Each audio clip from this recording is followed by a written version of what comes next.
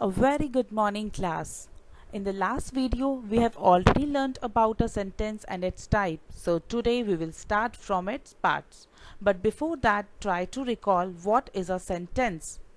Yes, a sentence is a group of words which makes complete sense. It begins with a capital letter, ends with a full stop, exclamatory mark, or question mark. A complete sentence has two parts, the subject and the predicate.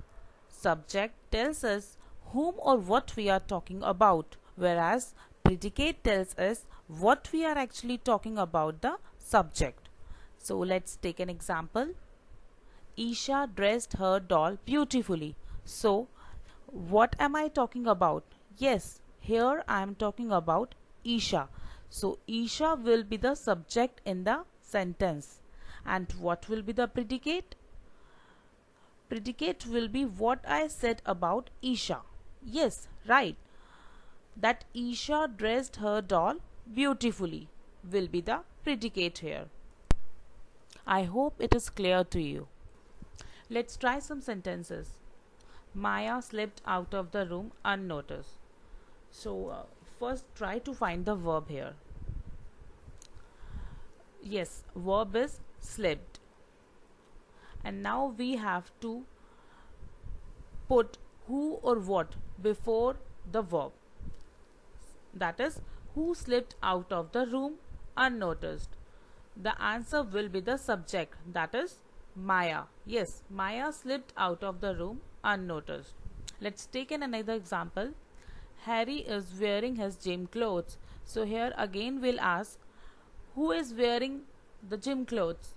The answer will be Harry. So the subject in this sentence is Harry. Kashmir is famous for saffron. Who is famous for saffron? Yes, the answer is Kashmir. So the subject in the sentence is Kashmir. Couple has purchased a new apartment. Again we'll put who before the verb. So who has purchased a new apartment? Yes, the answer is couple, which is the subject in the sentence. Now let's learn more about subject and predicate. There are two kinds of subject, simple subject and compound subject. A subject which has only one noun or pronoun is known as simple subject. For example, she ate the food. In this sentence, only one pronoun is present, that is she. Now let's learn more about compound subject. A subject which consists of more than one noun or pronoun is known as compound subject. Example, my brother and I went to mall for shopping. So in the above sentence, there is one noun and one pronoun doing the same action. Thus, my brother and I is the compound subject. Similarly, there are two kinds of predicate, simple predicate and compound predicate. Simple predicate includes only one main verb that tells what the subject does. For example, Mohit paints well. In this sentence, the predicate is paints well. The sentence has only one main verb, that is paints. Compound predicate is two or more verbs or verb phrases that share the same subject and are joined by a conjunction. For example, Prerna is a smart and beautiful girl. So in this sentence, the predicate tells two things about the subject. Thus, the predicate is a compound predicate. In some cases, the subject is not specifically mentioned, but it is hidden in the sentence only. Example, subject in imperative sentences. Students, I hope you remember what an imperative sentence is. Again, let me remind you, it is a sentence which gives an order, advice, or makes a request. So here, we have to find the subject in imperative sentences. Where no subject is mentioned, then we have to assume it to be you. So when I say come here, the subject is not putting in the sentence. We have to assume it to be you.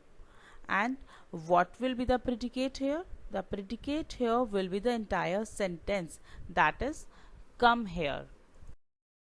One misconception I would like to clear is that some children think that the subject always comes in the beginning of a sentence, but that's not at all true. Let's take the following examples. At the bottom of the sea sank the Titanic. If you are thinking that we are talking about the bottom of the sea, then you are wrong, because here we are talking about the Titanic. Yes, so the subject is the Titanic. Second example, across the river is a huge castle. Here we are talking about the huge castle. So the subject is huge castle. Here comes the chief guest. Here the subject is chief guest. So here in all the three examples we can see that the subject is not at all coming in the beginning of a sentence. Pick out the subject and the predicate in the following sentences. No. This you have to do on your own. Take out the pen and write down the answers. Good luck. It's time to check your score. Stay home, stay safe. Good luck.